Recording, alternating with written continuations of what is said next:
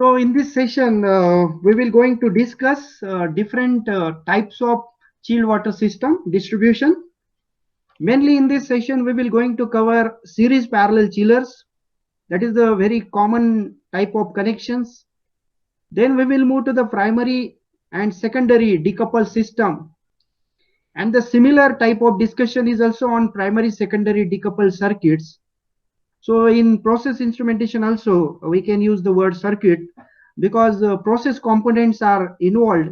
Like in electronics, different electronic components are involved. Here we can say that process components are involved. Then time permits, we will also going to cover condenser pump. So let us start this. In this particular picture, you can see that different chillers are connected. Uh, you can easily recognize that how the chillers are connected in this picture. So whether they are connected in series or parallel, we can easily understand here. You can see they are in the parallel mode, okay, not in series. So parallel operations are very common in the chillers. So most commonly you will find parallel chillers. So here also you can find this is the chiller 1, 2 and 3. Okay, in this way we can connect multiple chillers. So why this required to be do? So we can now find out the reason for this. So multiple chilled water systems are common.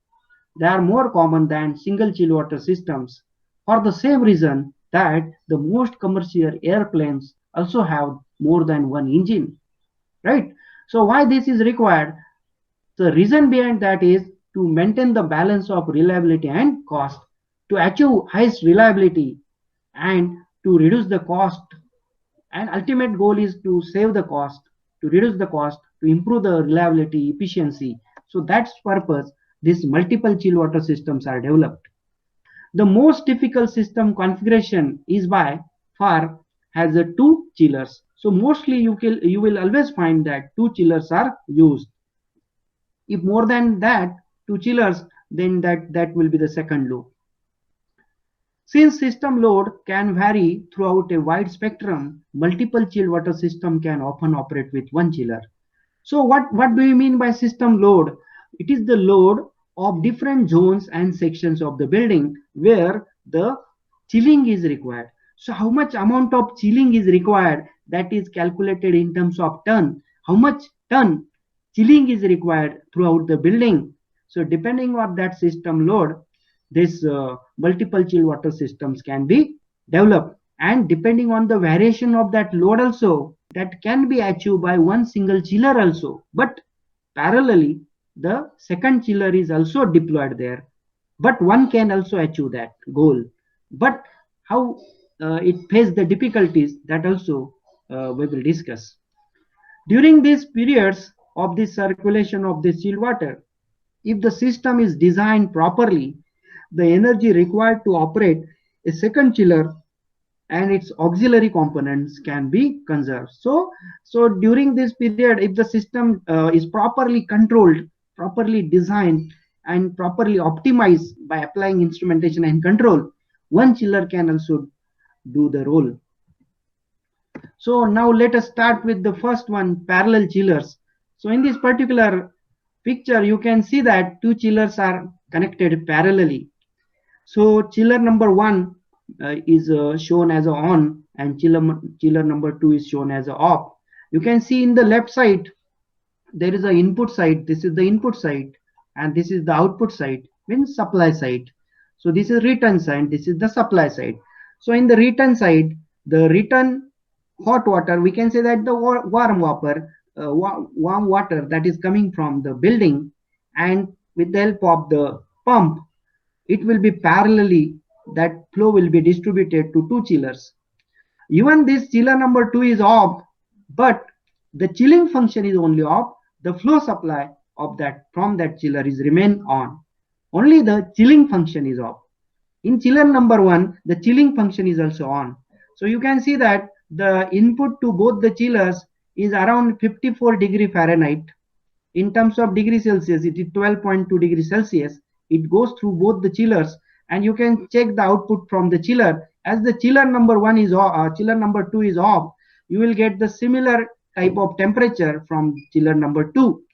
And As the chiller number is on, it started their function, and you will get reduced temperature over here, and it can be reduced to 44 degree Fahrenheit or around 6.6 degrees Celsius. And now both these supply get combined over here, so that the ultimate result is the average result you can see over here. So you will not get the values likely equal to the less temperature values. You will get the average values in this configuration. Okay, so this 49 degree Fahrenheit is the resultant output. So that is distributed by this parallel chiller combination, and it is around 9.4 degrees Celsius. So this is called as parallel chiller combination. So with constant flow loads, for example, if the loads are constant flow, water flows in both chillers continually whether the chiller is operating or not. So you will also find another diagram. In this particular diagram, there is a small change you can see. In the first diagram, the pump that supply the return water to the chillers is common for both the chillers. Here you can find that the supply for both the chiller, the supply is common, but the pumping by two different pumps are utilized here for the pumping. You can see this is the pump, and this is also another pump. These two pumps are separately used over here to maintain the flow rate. So this pumping can be through this chiller as well as through this chiller to maintain the flow rate. So these two pumps are get added. So the function is remain same. The chiller 1 is on and the chiller 2 is off. So now what is the resultant because of this? You can see here the input temperature is 54 degree Fahrenheit, and at the output side the average you can see is 42 degree Fahrenheit, and in degree Celsius it is 5.6 degree Celsius.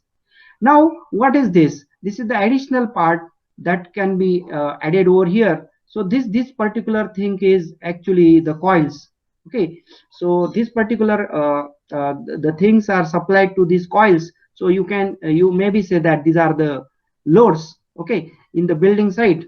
So then this particular chilled water is supplied to this both the coils. So because of this arrangement, what happened? One particular coil will get the maximum flow rate, and the another can get the reduced flow rate. It can be shown over here by this particular percentage of flow.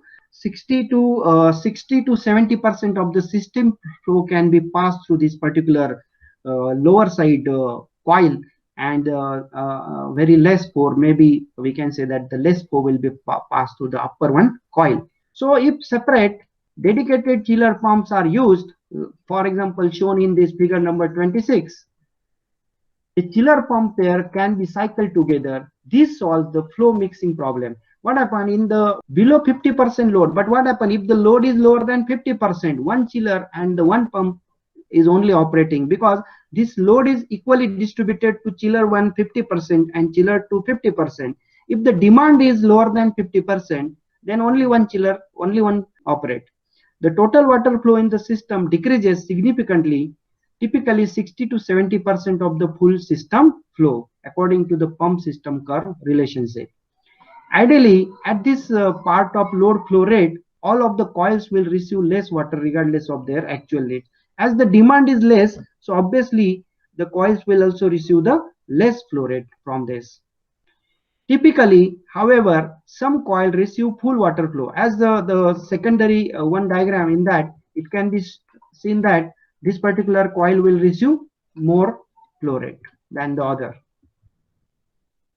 Now the next part is series chillers. So you can see that in series chillers, two chillers are connected in series. It can be easily, we can see this is the load side.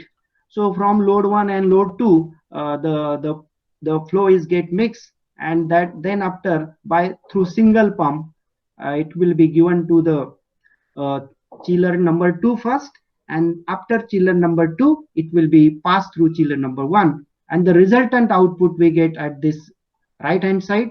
This is the input side for this series chiller.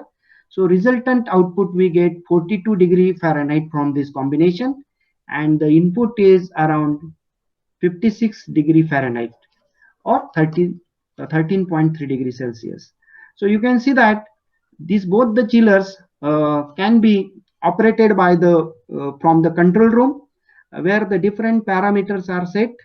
For example, one of the parameter is very important parameter, how much temperature we want from the chiller number 2 as well as from the chiller number 1, that can be set at the control room, so as a set point. So here it can be mentioned for the chiller number 2, the 42 degree Fahrenheit set point is get set, and also for the chiller number 1, 42 degree Fahrenheit set point is set. But still by that set point, chiller number 2 unable to generate that much amount of chilled water. You can see over here 56 degree Fahrenheit can be reduced to 49 degree Fahrenheit, but the desired set point cannot be achieved by the chiller number 2. And then further, the load will be now coming to chiller number 1 that actually handles the system load, and it can give the desired output from the system. You can see it very easily, and then it can be distributed through the pump to different loads. So this is particular coils in the load side, in the building side. So this is about series chillers.